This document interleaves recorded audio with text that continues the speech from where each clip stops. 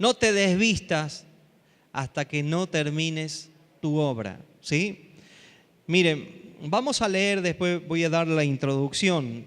Desde el verso 10 en adelante, que damos el domingo pasado, aquí vemos que empieza con una... Judá dice que llega en un momento a donde habían edificado los muros y habíamos quedado que los muros habían quedado a la mitad, el pueblo tuvo ánimo para llegar a la mitad y hablábamos de no dejar las cosas a la mitad. El espíritu de mediocridad siempre ataca cuando tenemos las cosas. Tendemos a dejar las cosas dejar las cosas a la mitad. Llámese una carrera, llámese una relación, llámese un compromiso, llámese en un ministerio, llámese un servicio, ¿sí? Llámese en un trabajo. Tendemos a dejar las cosas a la mitad. El espíritu de mediocridad ha frustrado los planes de mucha gente y aún de los cristianos. Por eso obra que quedan a la mitad es declarada como ruina y no algo terminado. Entonces Judá empieza a hablar y dice, los escombros son muchos y no podemos edificar las obras porque se habían empezado a desanimar. No tan solo se había desanimado, hay dos cosas en las cuales tenemos que entender. Cuando tú dejas una obra a la mitad y tú te puedes ir cansado y decir, wow, hemos llegado hasta la mitad, hemos hecho un gran esfuerzo, para mañana lo que nos queda es terminar la obra o por lo menos darle la altura para que se termine y tú te vas a dormir, a descansar, pero ese descanso es para recobrar ánimo, recobrar esfuerzo, para que la obra se siga haciendo y la terminemos con excelencia. Así tiene que ser el espíritu y el corazón de cada hijo de Dios, terminar las cosas con excelencia, porque tenemos un Dios que hace las cosas en la perfección, en la excelencia. Pero otro golpe anímico es cuando la murmuración de la gente, cuando se levantan estos espíritus como Sanbalat, a hacerte ver la debilidad y a hacerte ver lo poco que hemos hecho o lo poco que somos para hacer una gran obra. Ese es un golpe anímico que recibe Judá y empieza a decir la obra no la podemos terminar. Cuando nosotros declaramos eso, nosotros estamos sentenciando algo que empezó con un buen comienzo, pero estamos sentenciando con las palabras. Por eso la palabra de Dios nos dice que nosotros quedamos presos con los dichos de nuestra boca. Por eso nunca tenemos que decir no se puede, no lo puedo hacer, no lo voy a lograr. Siempre hay que decir todo lo puedo en Cristo que me fortalece, ¿sí? Dios, el Señor, nos va a fortalecer, nos va a dar nuevas fuerzas. El primer punto que quiero rescatar con todos ustedes, que se empezaba allí por la obra, se empezaba a dividir el pueblo y la obra iba quedando. Primer punto, no sé si lo leen ustedes, dice, la debilidad de un equipo es la división, Y cuando se divide un equipo, ¿sí? Allí se divide la comunicación. El enemigo viene, divide. Usted véalo en un matrimonio, el ejemplo más claro en un matrimonio. Cuando hay división, lo primero que se afecta es la comunicación. Ya no hay diálogo, ya no hay acuerdo. Y cuando ya no hay diálogo, ya no hay acuerdo, ahí el clásico refrán, divide y vencerás. ¿Sí? Divide y vencerás. Lo primero que se rompe en una división, y es viceversa, cuando no hay comunicación se empieza a dividir. Por eso el franco más débil que tiene un equipo, o que tiene una familia, o que tiene un matrimonio, es la división. Lamentablemente, y acá empezaba a dividirse porque Nehemías se tiene que levantar a unirnos nuevamente. Dios lo que hizo en Génesis con Nimrod, cuando levantaban la torre de Babel, capítulo 11, vamos ahí por favor. Dios tuvo que confundir las lenguas para que no haya comunicación, para que no se puedan comunicar y el pueblo se divida. Por eso la falta de comunicación divide, pero también la división trae falta de comunicación. Por eso un equipo que no sabe trabajar de codo a codo, de palmo a palmo, cubrirse las espaldas, es un equipo que no va a avanzar absolutamente nada. Mire, si una de las estrategias que tenía el ejército romano, ellos tenían pechera o coraza, como le dicen, pero no tenían la parte de atrás cubierta. ¿Por qué? Porque el sistema romano había provocado de tal forma que cada uno tenía que cubrirse las espaldas, porque el soldado que caía era el responsable, el que estaba más cerca. Por eso, si ustedes ven la imagen cuando Pablo está en la cárcel y empieza a describir, nunca habla de la espalda, habla de la pechera, habla de la coraza que tenían. ¿Por qué? Porque cada soldado tenía que cubrir al otro. Hermanos queridos, si esa identidad que a lo mejor no nace de la iglesia, ¿sí?, lo tuviéramos nosotros como iglesia, lo tuviéramos como matrimonio, lo tuviéramos como familia, nosotros seríamos exitosos y también honraríamos a Dios. ¿Por qué? Porque nos cubriríamos el uno al otro. La identidad que tenía la iglesia hace 30 años atrás, que cada uno se cubría la necesidad del otro. Esa era una identidad de amor. ¿Qué pasó en estos tiempos? Que solamente nos hemos vuelto egocentristas para cubrir nuestras necesidades y que nuestros hermanos que están no ver la necesidad que tenemos alrededor de nuestras vidas. Mire lo que pasó con Nimrod. Capítulo 11 del libro de Génesis. ¿Por qué? Porque no tenían comunicación. Porque había provocado la división Dios. Porque esa torre llegó a ser el día de mañana Babilonia, a donde se edificaba idolatría, ¿sí? Primera de Corintios, capítulo 1, verso 10.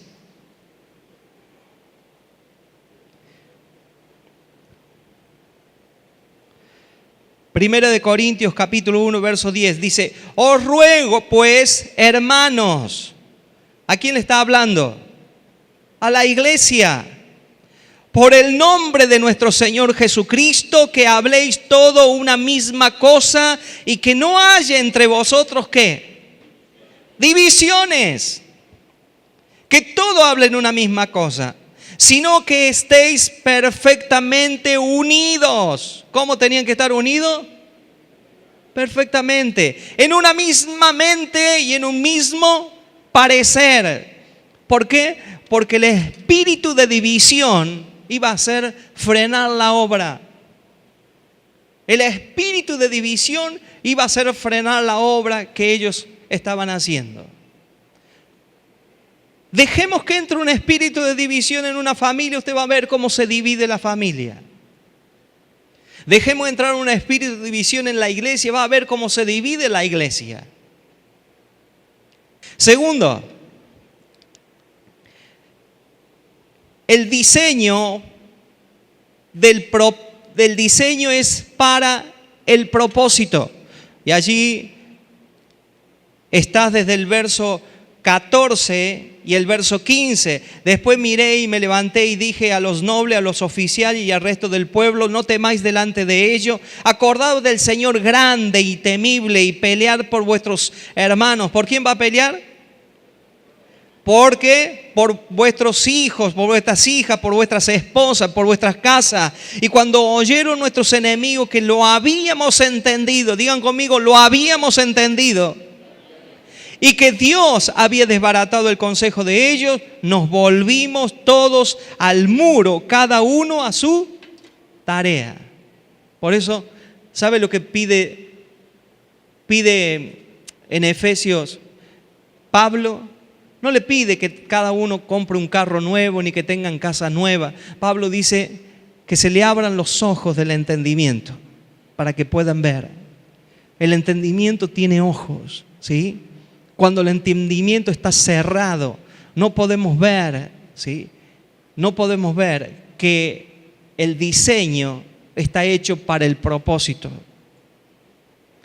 todo lo que diseña la iglesia, todo, absolutamente todo. Desde que se canta la alabanza hasta que se hace la primera oración, los grupos de crecimiento, ¿sí? Los bautismos, cuando tenemos una semana de ayuno y oración, todo el diseño, esto es diseño, está para el propósito. ¿Cuál es el propósito? Es el hombre, las almas de los hombres, las almas de cada persona, ya sea niño, ya sea adulto, ya sea joven, todo el diseño. Si cantamos, si tenemos reunión de jóvenes, si tenemos reunión de matrimonio, si tenemos reunión de damas, si tenemos reunión de varones, si tenemos un partido de fútbol, si tenemos una obra teatral, todo el diseño está sujeto al propósito, no el propósito sujeto al diseño. Pero tú tienes que trabajar con todo lo que, porque el diseño está sujeto al propósito. ¿Es verdad o no? Es verdad. Por eso le dice, peleen por sus hermanos, por sus hijos, por sus esposas, por sus casas. Ese es el propósito, ¿sí? Ese es el propósito. ¿Por qué vamos a tener iglesia?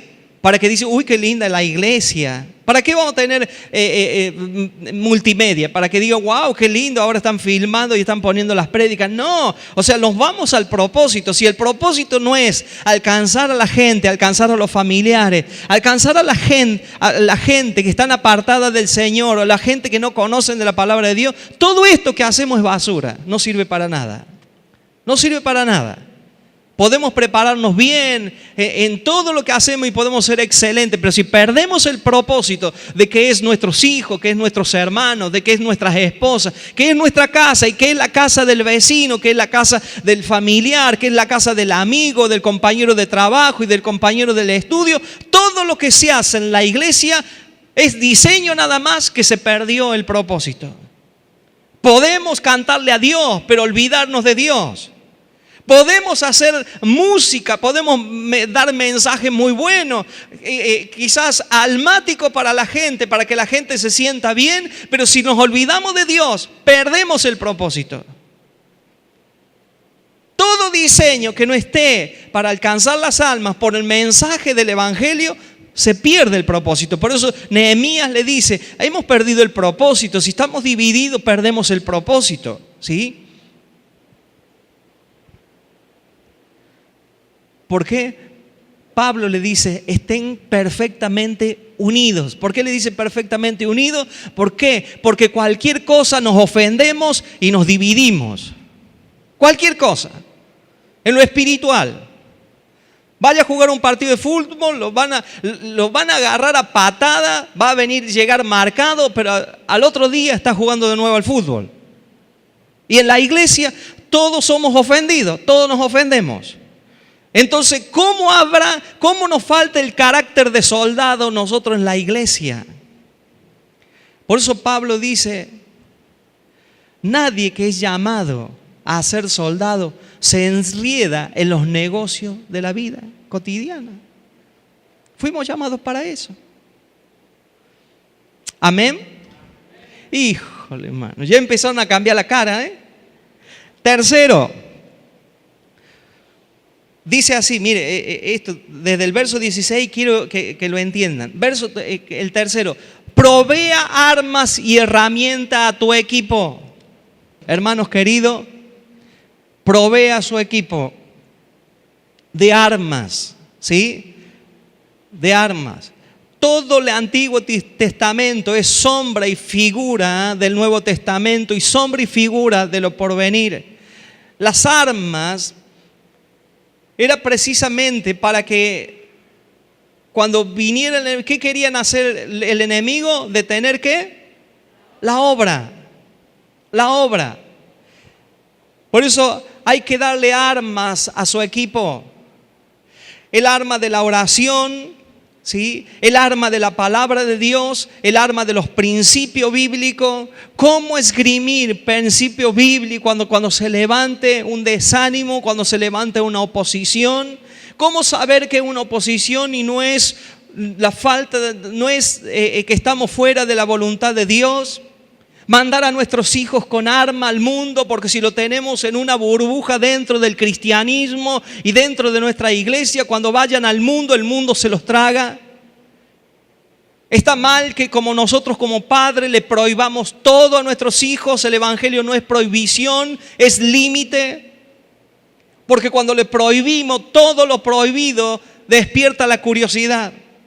Tú le dices a un niño, te pregunto, ¿para qué es esto? No toques porque te va a dar corriente. ¿Y qué es lo que hace? Mete los dedos. ¿Por qué? Porque quieren probar. El evangelio de la prohibición hace rebeldes. Cuando tú le dices a tu hijo, tienes prohibido, ¿saben lo que nos hacía a nosotros? Está prohibido, está prohibido. Todo lo que nos decía está prohibido, todo lo hacíamos porque queríamos probar. Pero cuando tú le das armas a tus hijos, mira, esto te va a llevar estas consecuencias, no te conviene, ¿sí? Pero cuando nosotros entramos al tema de la prohibición es porque no tenemos el valor de ser buenos mentores como padre. Tenemos que capacitarnos, tenemos que leer, escuchar a gente que más sabe, poner con gente mentores que nivelen hacia arriba, no que nivelen hacia abajo. Juntarse con gente que te va a edificar, no gente mediocre que ha dejado las cosas a la mitad. Hermanos queridos, si no le damos armas a nuestros hijos para enfrentarle, vamos a estar prohibiendo que no tengan que salir, que tienen que volver, que no va a salir a ningún lado, que no puede ir al cine, que no puede ir esto, que no puede este otro. Habla de economía, habla de sexualidad, para que no le vayan a preguntar a otro. Dejemos de tener vergüenza en ciertos temas, porque después esos temas son los que el enemigo nos agarra como franco débil. Todos estaban trabajando en el muro, pero otros tenían en el lomo, tenían las espadas, esgrimían espadas, lanzas, corazas, todos armados. ¿Por qué? Porque el mundo que hoy se presenta, llámese las redes sociales, llámese la gente, los compañeros, ¿cómo están? Si nosotros no le entregamos armas a nuestros hijos, van a ser presa el día de mañana. Por eso un padre no se puede quedar rezagado. Por eso un padre tiene que estar a la vanguardia de todo lo que ve. No tienes que saber todo, pero sí saber que Dios nos ha llamado a hacer el diseño para el propósito. Dale armas. ¿Qué le va a responder una niña cuando un joven la ha seducido con palabras? ¿Saben por qué? Porque la primera seducción no viene del mundo para nuestras hijas, viene del padre para sus hijas. Cuando un padre no le dice que la ama y no la abraza, que es preciosa, es bella, va a encontrar otro que se lo va a decir. Ahí está la seducción pervertida. ¿Por qué? Porque no hemos divorciado de toda clase de armas de darle a nuestros hijos. Y después nos preguntamos por qué nos pasó lo que nos pasó. Si yo no hablo, si mi esposa no habla con sus hijos, con mis hijos, cualquier seducción está a la orden del día. Nuestros jóvenes hoy se enfrentan a más enemigos y más peligro que nos enfrentamos nosotros. Por eso hay que agarrar a nuestros jóvenes a hablarlo. Dejar de perder tiempo tanto en una televisión, en la computadora, y dejar de perder tiempo en tantas boberías y agarrar ser precisamente mentor y sentarnos con nuestros hijos y saber que al mundo no le vamos a entregar a hijos débiles, sino que vamos a entregar verdaderamente hijos que saben moverse. Como oveja entre medio de lobos. No son ovejas caníbales, en cualquier momento meten el diente en la yugular. ¿Por qué? Porque no hemos preparado. A todo le decimos no. No vayan porque van impíos. No se sienten porque silla de escarnecedor. No vaya a tal lugar porque van todos impíos. ¿Y a quién vamos a ganar entonces? Para el Señor. ¿No somos la luz del mundo? ¿No somos la sal de la tierra? ¿Por qué? Porque no le damos armas. Tú dile todos los días, tú eres un hijo de Dios, una hija de Dios. Cumplamos el rol como padre, cumplamos el rol como mamá, ¿sí? Y a las mamás que tienen que hacer el rol de papá, yo digo, para mí son las valientes de esta época. Ellas tendrían que estar en los héroes de la fe, porque tienen que hacer doble rol. Y los papás que están solos con sus hijos también. Esfuércese para darle herramientas a sus hijos, ¿sí? Herramientas de trabajo. Que aprendan a agarrar un desarmador de vez en cuando, ¿sí?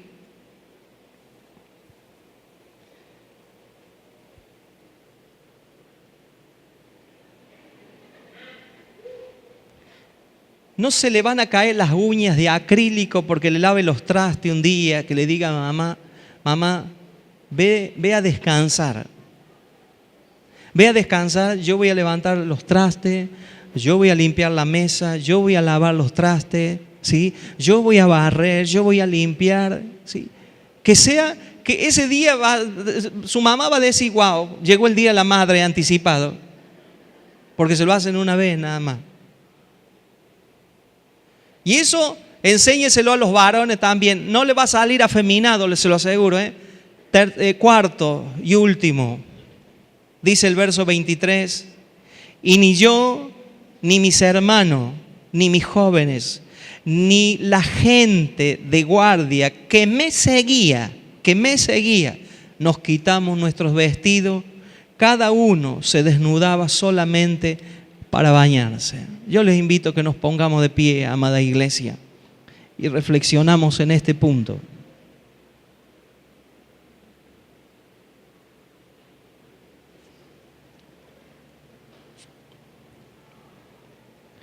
Mire, así como una mamá no se saca, estoy hablando de actitud, no se saca la ropa o el traje de enfermera hasta que su hijo esté completamente sano, porque para esto son especiales las mujeres. Mire, puede haber muchas vestiduras falsas, de policía falso, de agente de tránsito falso, hasta de hacienda falso. Podríamos nombrar mucho, ¿no? Esto nos puede enseñar una mujer, nada más. Usted ve a una mujer, está un hijo, una hija enferma, nunca se sacará su vestidura de enfermera hasta que no vea a ese hijo y esa hija sana. No nos quitemos la vestidura de responsabilidad. Si soy padre, hagamos como, no sé cuántos vieron Rescatando el soldado Ryan.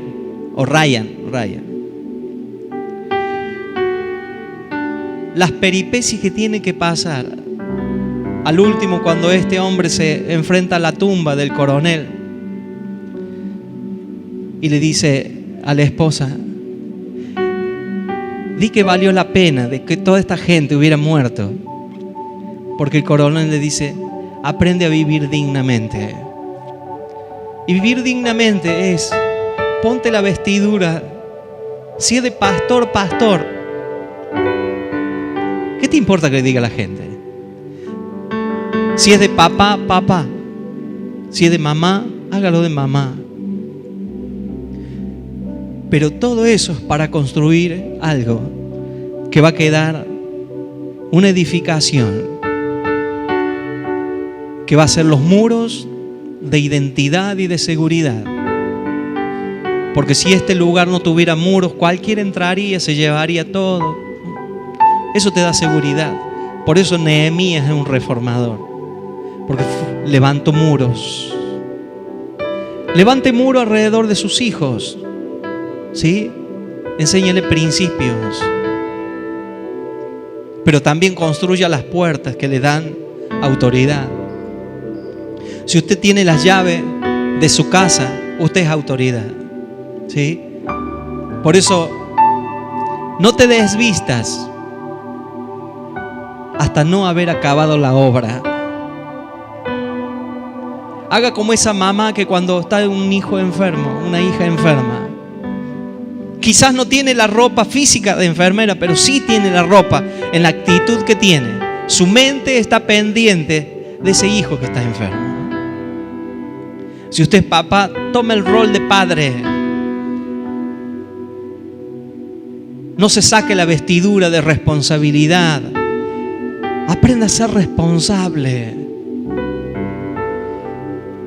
Nacemos varón, pero hombre nos hacemos en la vida. No tan solo nos identifican por tener testículos, que somos hombres. Hace falta algo más que eso. Ricky Martin lo tiene y sin embargo se comporta como un varón nada más. Hombre se hace en la vida el que tiene carácter, el que asume una responsabilidad, el que puede ser marido de una sola mujer y que tiene su corazón limpio para decirle a su esposa a los ojos: sabes que te amo y te soy fiel en todo. No se saque la vestidura tan fácilmente. No salga de la responsabilidad. El que es jefe asuma la responsabilidad como jefe. El que es líder asuma la responsabilidad como líder. Pero sean responsables.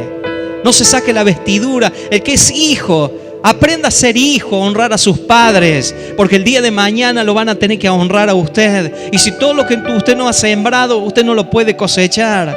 Pero no se saque la vestidura. ¿Por qué? Porque cuando nos sacamos la vestidura es porque somos personas que somos arrogantes, que somos irresponsables, que no tenemos carácter, no tenemos identidad y que nos importa muy poco de la vida y qué es lo que nos pase mañana. No se saque la vestidura hasta que no finalice la obra.